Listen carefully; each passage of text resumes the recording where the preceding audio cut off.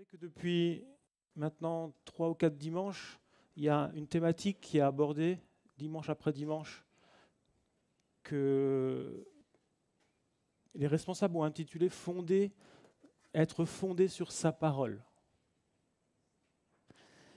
Et je vous avoue que moi, ça me renouvelle aussi ce que j'entends, ce que j'essaie de mettre en pratique aussi dans ma vie.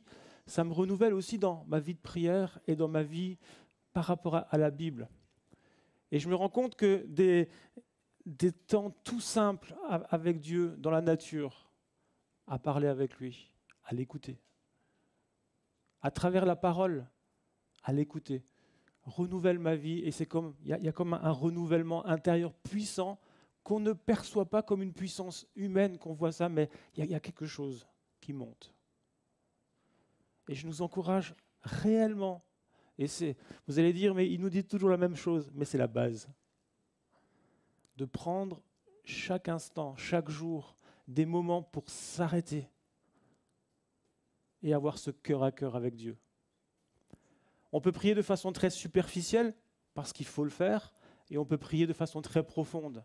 C'est-à-dire qu'on va au fond de notre cœur et on lui parle au Seigneur comme à un ami de tout ce qui nous peine, tout ce qui nous touche, les belles choses, les choses plus difficiles.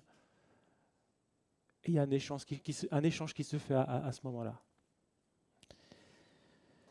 Fondé sur sa parole, c'est le thème qu'on aborde et qu'on a déjà abordé depuis déjà 2 dimanches, avec une petite coupure, lorsque nous avions Timothée Patton, qui est venu Timothée Patton, qui est venu nous apporter lui ce que lui avait sur le cœur.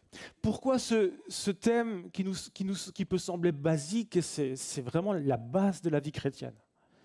Mais dans le contexte que nous vivons depuis une année, dans cette crise sanitaire, je crois que Dieu se sert de ce contexte-là pour mettre le doigt dans la vie de son Église et du coup dans la vie des uns et des autres personnellement, des choses qui doivent être mises à jour, rééduquées, réévaluées, rééquilibrées. Et lorsqu'on discute entre pasteurs dans différents niveaux dans lesquels j'interviens, que ce soit en pastoral à Mulhouse ou au niveau de notre réseau d'églises destinées ou encore ailleurs, beaucoup de responsables d'église arrivent à une conclusion qui va un peu dans le même sens. Et on se rend compte que dans nos églises, il y a une partie, depuis que cette crise a commencé, il y a une partie des gens, on ne les voit plus. D'autres restent à la maison et puis regardent les cultes sur Internet et ne viennent plus au rassemblement en présentiel. C'est ce que certains appellent les chrétiens pyjama. Et je ne parle pas là de personnes qui ont des problèmes de santé et qui ne peuvent pas se déplacer à cause de problèmes de santé. Ça, c'est autre chose. Mais il y a une certaine frange dans nos rassemblements, dans nos églises, de personnes qui restent confortablement à la maison, en pyjama, c'est une façon de le dire, qui consomment, qui vont d'un culte à l'autre sur Internet et qui ont cet esprit de consommation. Et je crois qu'il faut vraiment qu'on fasse attention. Quand j'entends mes collègues pasteurs, et je suis du même avis qu'eux, c'est qu'il y a vraiment une urgence pour nous qui sommes responsables d'église à former des disciples de Christ et à ce que nous soyons, nous tous croyants chrétiens, non pas simplement des partisans, des sympathisants, des gens qui consommons pour notre bien-être personnel, mais que nous soyons, et si nous ne le sommes pas encore, que nous devenions des vrais disciples de Jésus. Les temps sont mauvais et on sait que dans les années qui viennent, si on en croit à la Bible, on va vers des temps de plus en plus difficiles par rapport à la foi, par rapport au monde. Et on a besoin d'être enracinés. On a besoin d'être des chrétiens matures, avec une maturité spirituelle, une plus grande maturité dans la foi. Et c'est une condition indispensable. Pour cela, c'est de fonder nos vies sur sa parole. Jérémie nous disait la semaine dernière, et il arrivait aussi au constat suivant, c'est que dans les jeunes générations, entre autres, très peu, voire même très peu de chrétiens prennent du temps avec la parole de Dieu. Souvent on picore et on a besoin de nous enraciner davantage. Philippe, il y a 3 semaines, nous a introduit ce thème en nous encourageant et en démontrant l'importance de lire la Bible.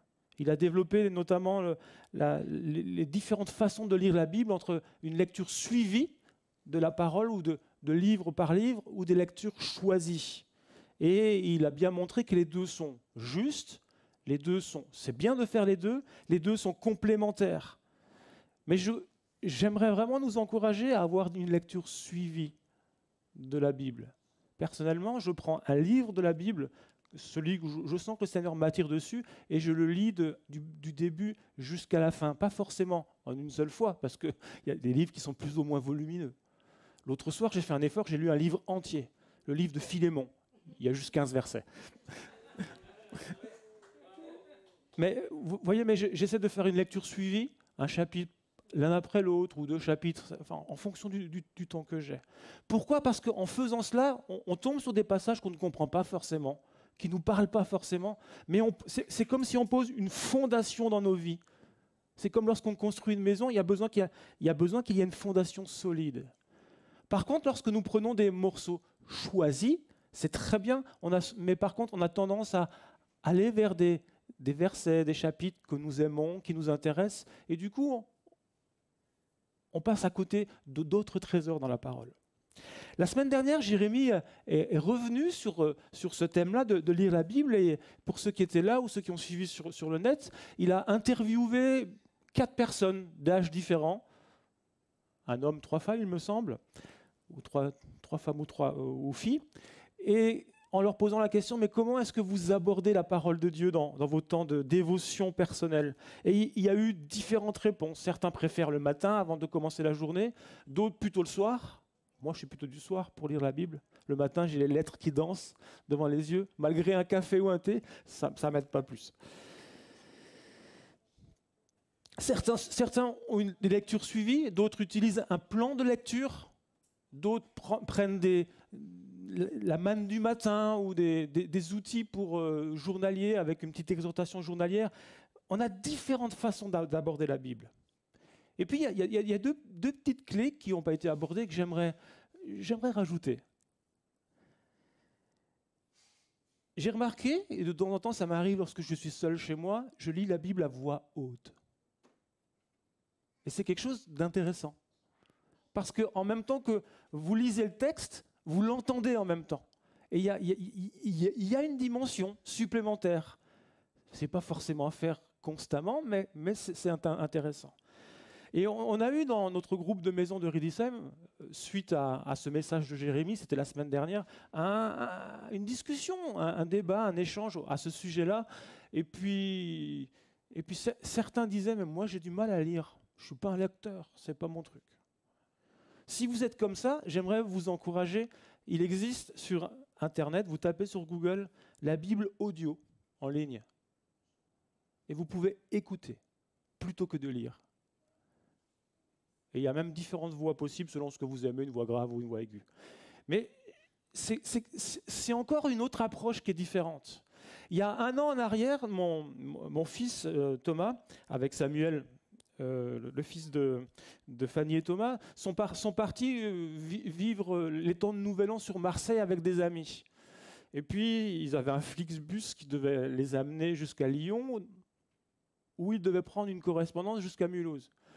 Et puis, forcément, à Marseille, ils ont loupé leur bus. Enfin, forcément. Donc, ils ont dû prendre le suivant, ce qui les faisait arriver à Lyon à minuit. Et forcément, à minuit, 2 ados sans carte bancaire, sans rien, pas de correspondance, il a fallu se dévouer pour aller à Lyon et les chercher. En urgence. Et c'est ce que j'ai fait. Et puis, en préparant très rapidement ce voyage, je me suis dit, qu'est-ce que je vais faire ? Et j'ai mis la Bible audio sur mon téléphone qui passait en boucle, enfin, les épîtres de Paul, branché sur mon autoradio en Bluetooth. Et pendant 2 heures, 2 heures et demie de route, j'ai laissé la Bible tourner comme ça dans la voiture. J'ai trouvé ça fort intéressant. C'est la première fois que je le faisais. j'ai lu ces passages des dizaines et des dizaines de fois, mais en les écoutant, il y a des détails qui m'avaient échappé en lisant, qui me sautaient, pas aux yeux cette fois-ci, mais aux oreilles.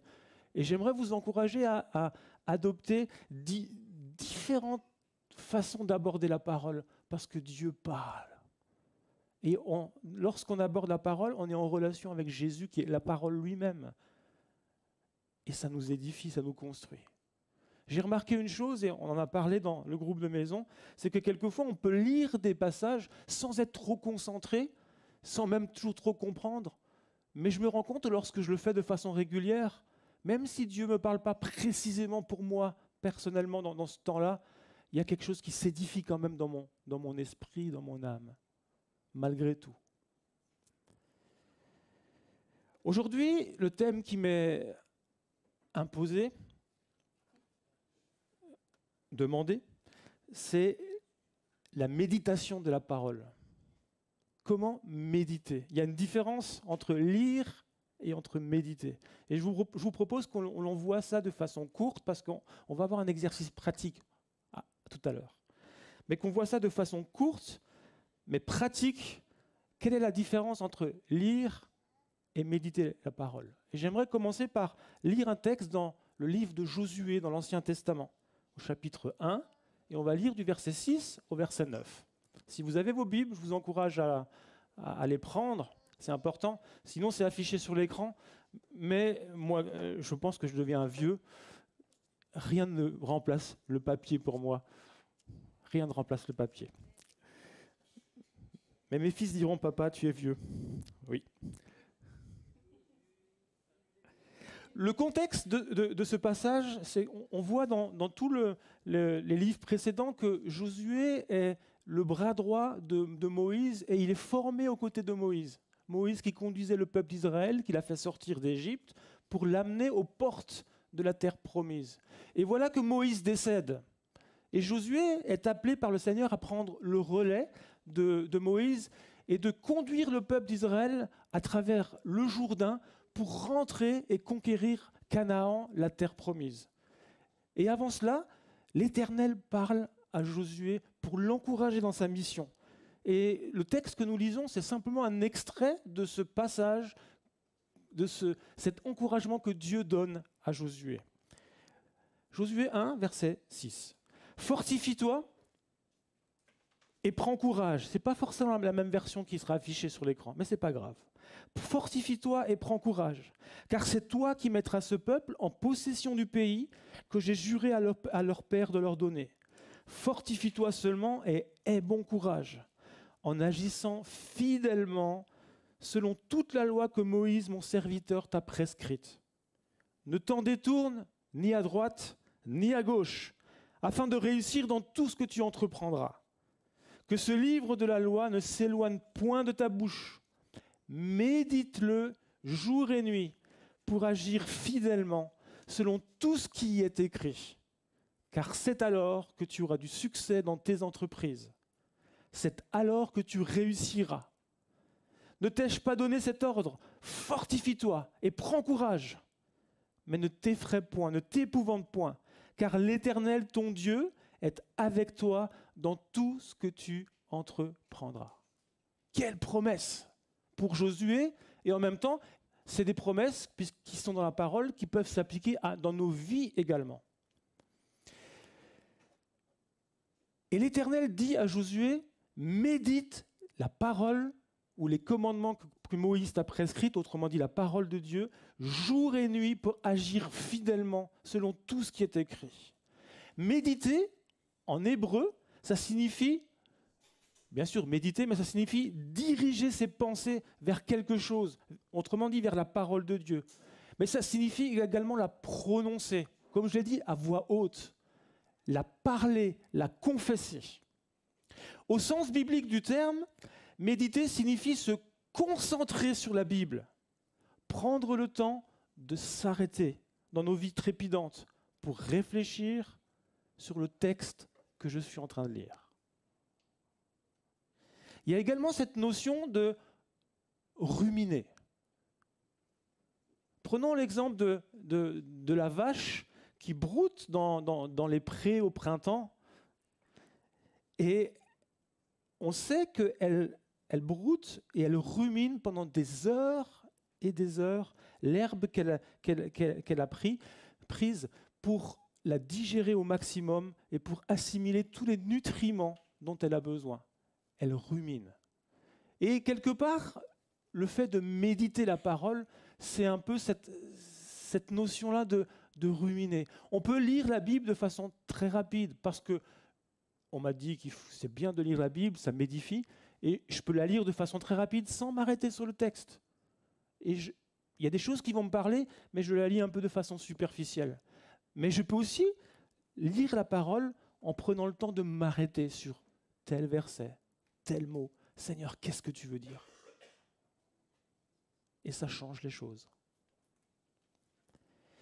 Un exemple que nous trouvons, ou un exemple que Isabelle a donné, c'est intéressant parce qu'avec les jeunes, sans qu'on se concerte, elle a abordé les mêmes versets vendredi soir. Et elle a dit, c'est comme quand vous prenez un bon cheeseburger, n'est-ce pas, Philippe ? Vous avez deux solutions. Soit vous prenez là, les grandes bouchées, vous avalez tout d'un coup parce que vous avez très faim. Ou alors, quand c'est un bon cheeseburger bien français, vous comprenez, bien cuisiné par un bon restaurant, pas les fast-food. Mais vous le prenez bouchée après bouchée pour savourer tranquillement. Mais de la même manière, on peut lire la Bible et l'avaler comme ça rapidement, ou alors prendre le temps de savourer, de s'arrêter.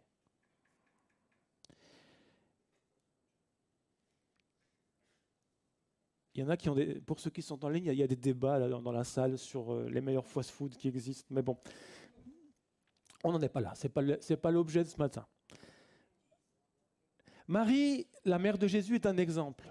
Dans Luc chapitre 2, le texte nous raconte que les bergers sont en train de faire paître leurs brebis, leurs moutons, leurs troupeaux. Et voilà que des anges apparaissent et leur annoncent la venue du Sauveur, Jésus, à Bethléem, du Messie.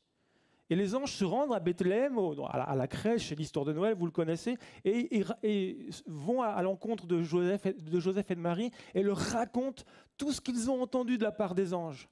Et voilà ce que le verset 19 de Luc 2 nous dit. Marie gardait toutes ces choses et les repassait dans son cœur. Marie gardait toutes ces choses, gardait le souvenir de tout cela et le méditait dans son cœur. C'est intéressant. La Bible du second 21 parle même du mot méditer. Elle repassait cela dans son cœur. Et ça, c'est une façon de méditer la parole.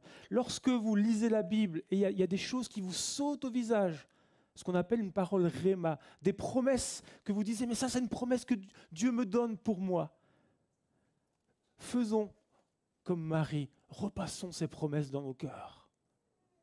Réfléchissons-y, prononçons-les, proclamons-les, passons-les dans nos cœurs. C'est une façon de méditer. Et vous savez que la foi s'ancre lorsque nous faisons cela. Ce passage de Josué, qu'on a lu tout à l'heure, nous invite à méditer la parole du Seigneur, mais également à la mettre en pratique dans tout ce qu'elle nous dit. À agir fidèlement selon tout ce qui est écrit. Et la conséquence de cela, ou la promesse qui en découle, c'est alors que tu réussiras dans toutes tes entreprises. Waouh! Et David nous confirme également cette pensée. Ce n'était pas juste pour Josué. Psaume chapitre 1, les 3 premiers versets. On le lit ensemble. David dira « Heureux l'homme qui ne marche pas selon les conseils des méchants, qui ne s'arrête pas sur la voie des pécheurs, qui ne s'assied pas en compagnie des moqueurs, mais qui trouve son plaisir dans la loi de l'Éternel et qui la médite jour et nuit. Il est comme un arbre planté près d'un courant d'eau qui donne son fruit en sa saison et dont le feuillage ne se flétrit point. Tout ce qu'il fait lui réussit. » Est-ce que tu souhaites être un chrétien mature ? Comme un arbre planté près d'un courant d'eau solide, enraciné profondément. Est-ce que tu souhaites porter du fruit en sa saison ? Est-ce que tu souhaites être cet arbre dont les feuillages ne se flétrissent jamais, reste toujours vert? Si oui, la solution, elle est là. C'est de trouver son plaisir dans la parole de Dieu, de la méditer et de la mettre en pratique. Et la promesse, c'est que tout ce que cette personne fait là, homme ou femme, lui réussit. Je peux l'attester. On le voit dans nos vies. On voit l'évolution peu à peu. Et je crois que les plus anciens peuvent encore l'attester encore davantage. L'importance de la parole. Proverbe 4, verset 20-22 nous dit encore « Mon fils, sois attentif à mes paroles, prête l'oreille à ce que je dis, ne perds pas de vue mes conseils, garde-les au fond de ton cœur, car ils apportent la vie, et ceux qui les accueillent, ils les assurent la santé du corps. » Waouh! Philippiens chapitre 4, verset 8 dira encore « Au reste, frères et sœurs, que tout ce qui est vrai, tout ce qui est honorable, tout ce qui est juste, tout ce qui est pur, tout ce qui est aimable, tout ce qui mérite l'approbation, tout ce qui est vertueux et digne de louange, soit l'objet de vos pensées. » Autrement dit, ce qu'on trouve là. Alors, quelques conseils pratiques avant d'aller dans un exercice pratique. Quelques conseils pratiques pour méditer la parole de Dieu. Pratiquement, comment est-ce que je peux faire pour grandir dans ce domaine-là? Premier point, et j'en ai déjà parlé, s'arrêter et prendre du temps. Dans un lieu calme. S'arrêter pour accueillir la présence de Dieu. Cette semaine, j'ai écouté un live d'Alain Auderset, qui est un dessinateur de BD. Il n'est pas pasteur, un chrétien, comme il aime se dire, lambda, un gars comme tout le monde, mais qui vit une relation avec Dieu très forte. Il a l'habitude d'aller dans la forêt près de chez lui et de marcher tous les jours et de parler à Dieu comme il parle avec un ami. Et dans son live, il expliquait, et ça m'a interpellé, il a pris l'exemple de la colombe. Et la colombe, on sait dans la parole que c'est aussi un symbole du Saint-Esprit.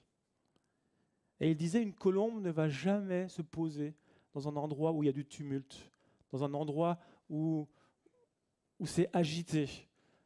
Elle va toujours se poser dans un endroit où elle se sentira en sécurité, où c'est calme, posé. Et il exhortait ceux qui l'écoutaient à ce moment-là en disant, mais arrêtez-vous, prenez du temps au calme et accueillez la présence de Dieu. Des fois, on ne sent pas toujours sa présence venir sur nous de façon concrète, mais prenez le temps d'attendre. Et elle vient. On vit dans des périodes tellement tumultueuses dans nos vies. On court partout. Et j'ai remarqué dans ma vie propre à moi combien c'était bon de m'asseoir dans le canapé, d'arrêter, mettre mes pensées de côté, mon agenda, tout ce que j'ai à faire dans la journée, et de prendre du temps, juste devant Dieu.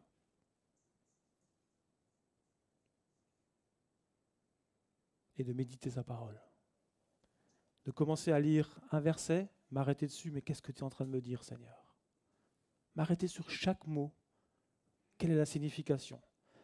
C'est le premier point, s'arrêter et prendre du temps. Deuxième point, demandons l'aide du Saint-Esprit. Je crois vraiment que le Saint-Esprit nous aide à éclairer ce que nous lisons. Demandons au Saint-Esprit de nous inspirer, de nous éclairer, de nous parler au travers du texte que nous sommes en train de lire. Rappelons-nous que dans Jean 14, verset 26, Jésus dit que le Consolateur, l'Esprit Saint, que le Père enverra en son nom, donc il nous a envoyé, il nous enseignera toutes choses et nous rappellera tout ce que Jésus nous a dit. Un peu plus loin, chapitre 16, verset 13, il est dit que le Saint-Esprit, c'est l'Esprit de vérité, c'est-à-dire qu'il nous conduit dans toute la vérité. Et la parole de Dieu, c'est la vérité. Deuxième point, demandons au Saint-Esprit. Lorsque je m'assois, je prends du temps. Saint-Esprit, éclaire-moi, parle-moi. Troisième point, méditons le texte que nous sommes en train de lire, en nous posant des questions bien concrètes. quel est le contexte du passage que je suis en train de lire? Arrêtez-vous lorsque vous lisez un chapitre, mais quel est le contexte de ce passage? Pourquoi a-t-il été écrit? Et je crois qu'il est vraiment important. Et nous devons veiller à ne pas sortir un texte de son contexte dans la parole, parce que on est soumis à des exagérations si l'on fait ça.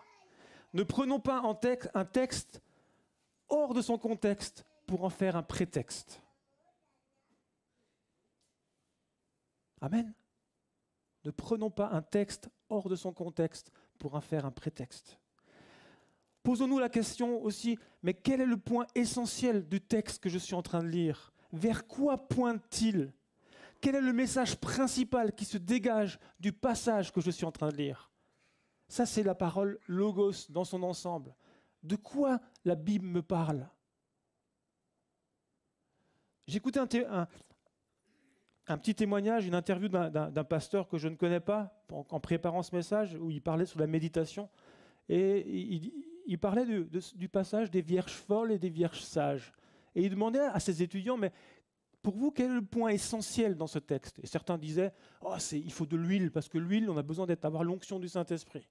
D'autres disaient, ah, mais il faut être parmi les vierges sages.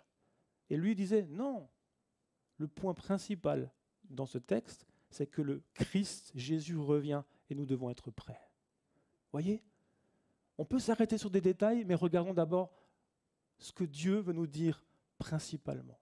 Et puis une troisième question qu'on peut se poser dans ces temps de méditation, c'est qu'est-ce que le Seigneur me dit à moi personnellement, dans les circonstances que je vis actuellement au travers de ce texte?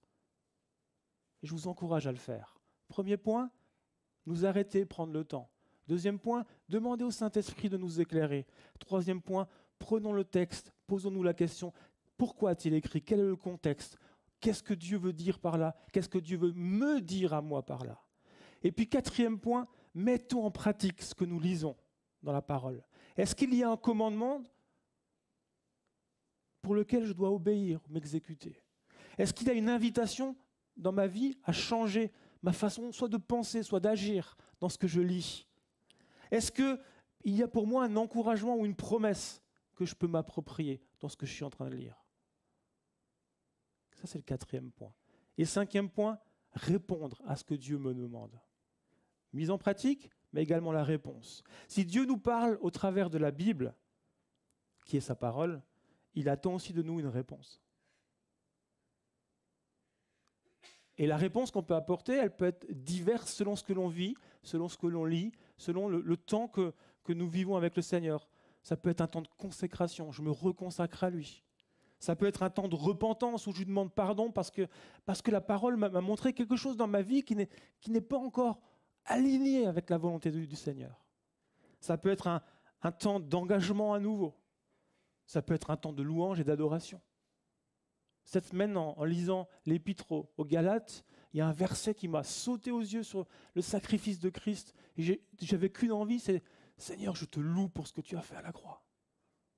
Je ne l'avais jamais vu sous cet angle-là, ce verset-là. Ça peut être un temps où je reçois une promesse de Dieu et je prends mon petit carnet, je la note pour la repasser dans mon cœur continuellement comme Marie l'a fait. Ça peut être un temps aussi où le Seigneur me conduit à intercéder, prier pour quelqu'un d'autre. Vous voyez la réponse. 5 points. S'arrêter, prendre le temps. Demander au Saint-Esprit de m'éclairer. Lire le texte en prenant le temps. Qu'est-ce que Dieu veut me dire par là? Qu'est-ce qu'il veut dire par ce texte? Mettre la parole de Dieu en pratique, 4e point. Et apporter à Dieu une réponse. En fonction de ce que je lis, en fonction de ce qu'il me parle, en fonction de l'endroit où il me touche. Amen. Méditons la parole. Prenons le temps pour